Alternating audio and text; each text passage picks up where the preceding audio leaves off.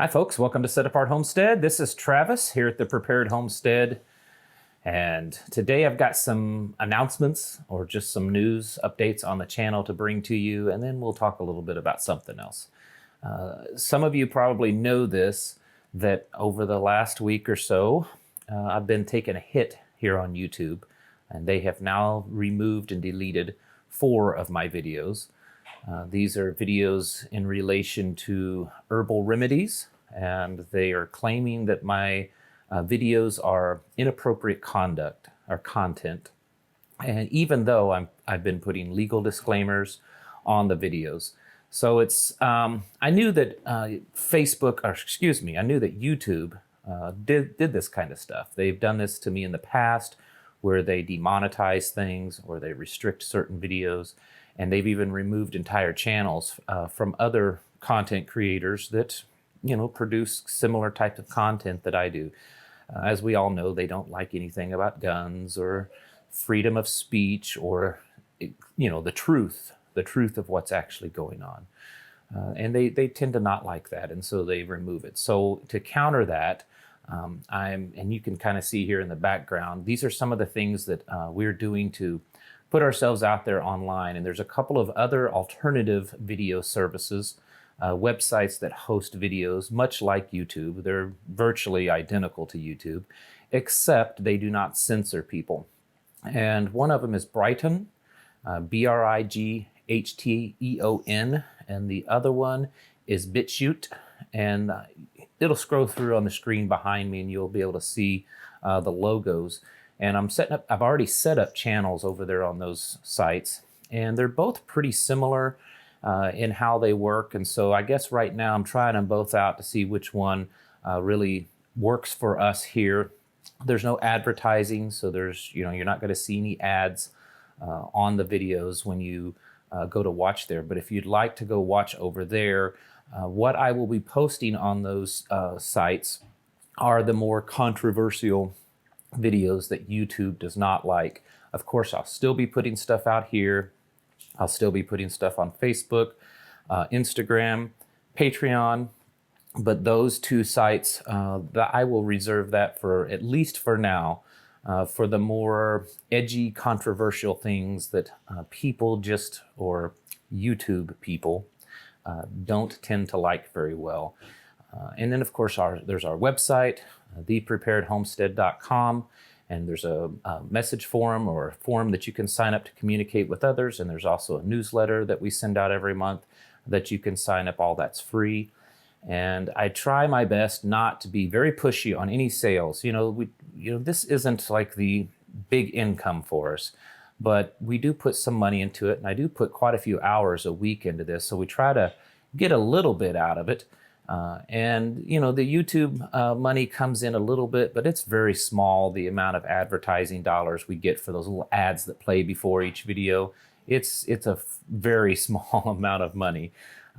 And so we do have affiliate links. If you choose to purchase certain products that we put in the description, we get a small commission for things like that. But I'm doing my best to not do this pushy sales thing like you see on a lot of channels where they're trying to sell a bunch of products to you.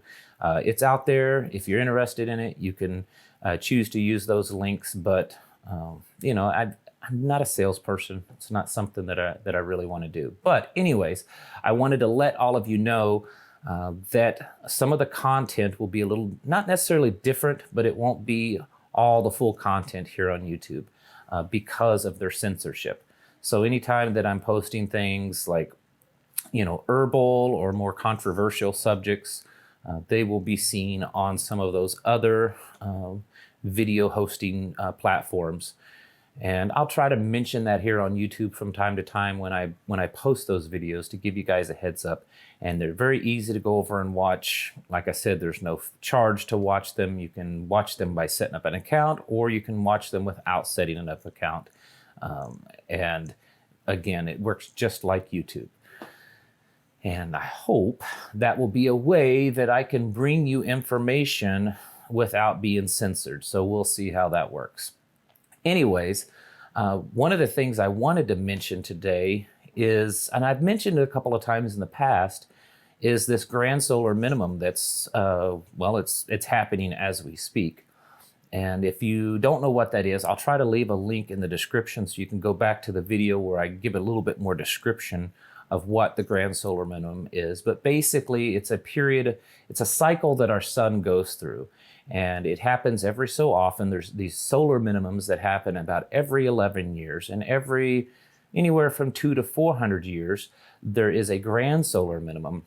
And what that means is the activity of the sun kind of slows down for a while. And there's less radiation, and it puts out less heat. And what it happens is we go through as a planet kind of what's called a mini ice age. This is what was happening back during the colonial period. During the Revolutionary War, there was a lot more snow, a lot harsher winters, a lot more rain that was happening. And this is something that was actually being talked about a lot back in the 70s, when some of you older folks might remember where they were talking about global cooling. And then all of a sudden, everything switched gears and we got into this climate change and global warming thing. But the reality is the Earth is going through a cooling period starting this year, and they predict for about the next 30 years. And what that means is it's going to lessen growing seasons because there's less radiation, there's less heat, it's going to cool things down. It's not going to be an ice age, at least I don't think, to where, everything's going to get frozen solid, but it's just going to make it more difficult to grow certain items in your garden because, the growing season is going to be a little bit less, and it's going to be, the winters will come on sooner. There may be more rain. It may be heavier rains. So it could change things a lot. There's a lot of people that believe that this is also happening at the same time that we could be going through the beginnings of a polar shift. The North Pole has shifted very radically in the last couple of years, much more than it ever has before. And it does appear that we could be going through a pole shift.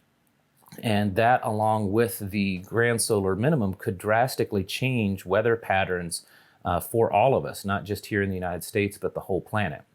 Now, here's something very interesting that I read, and I shared this before on here, that during a grand solar minimum, because the radiation lessens that's coming at us, that it allows certain viruses to be able to spread more.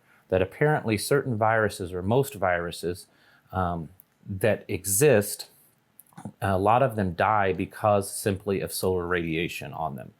And they have, although it appears, and I've read a research paper on this, that they're not completely sure why this happens, but apparently every major global pandemic that they can trace back, as long as they can trace back, have all happened during grand solar minimums. So it's very interesting that we have this thing going on in China right now, and it's starting to look like it is a pandemic, especially in that region. And while we only have a few cases here in the United States, they do seem to be growing daily, and there is a potential, at least, for it to start to get out of hand and at least have some outbreaks here in the United States. And there have been many experts just in the last week say that there is a strong possibility that that could happen. So I find it interesting that it's happening at the same time as a grand solar minimum. So, things could get a little edgy for us. I made a video yesterday and things you can do to prep for financial downturn, where goods that we would normally get, that we're used to getting, may not be available. And if they are available, their prices may drastically increase. And so I think that that's something that many of us need to start focusing on, because while it's okay to focus on other things like Civil War or EMP or World War III, it's very possible that this whole scenario of grand solar minimum and pandemic and financial collapse, kind of, it all trickles down, could be very, very serious for a lot of us. And if it's showing that the grand solar minimum could happen, last for the next 30 years, we don't know how big and bad this, virus is going to get that's going around. So there's a lot of, if you think the grand solar minimum, if it's reducing the amount of food that's grown, if we have this virus that's reducing the amount of products that are made. There's also some very strange reports going on around the world of different pestilence, one out of Iran, where there are birds falling out of the sky dead on one of the beaches in the Caspian Sea. And in a 4-day period, over 6,000 birds fell out of the sky dead. Very strange. There's swarms of locusts through Africa. You know, these are not little conspiracy theories. These are things that are actually happening. And, you know, there's been flooding. In fact, there's flooding going on right now in South Carolina. As I mentioned this, I've got a friend that lives out there, and it's just almost unprecedented flooding that's happening in the month of February in South Carolina. So there's a lot of things going on that could be very disastrous. And when you start connecting all these things, and then also just the state of uneasiness with our political system here in America, where the left is obviously not getting what they want with booting the president out, and most likely he'll get reelected. We are, I think, entering an era that probably most of us and several generations back have never experienced. Maybe have only read about or watched on TV. You know, I don't think it's going to be necessarily one of those, you know, end of civilization apocalyptic scenarios, but I think that things could be very different for us and not be as easy and not be as convenient and not be as cheap as we've all gotten used to over the last few decades, where food is cheap, products are cheap, they're readily available. We don't have to work too hard to get the things that we have, at least not in comparison to, you know, our fathers and grandfathers did. So, you know, this is something that we all need to really be thinking about, and maybe it's just how my mind works, where I kind of put it all together. I see this stuff, I read about it, and I put it all together, and I don't just see just a virus. I don't just see a grand solar minimum or a potential financial collapse or, you know, other things like that. I put it all together and try to assess that how is this going to affect us long term with it all happening at the same time. And I think that's what we have to do. So many people will say, well, I don't think the virus is going to be that bad. And, you know, the grand solar minimum, we can probably get through that and this and that. But what happens when it's all happening at the same time? And that's where it could become troublesome for us. And again, I'm not trying to scare everyone, and I don't think personally that the government's going to necessarily collapse and society will collapse or anything like that. But I think that things could get difficult for us, could get expensive, and you know, simple things like having all the electricity that you need to power your house may be limited at times, depending on what is going on.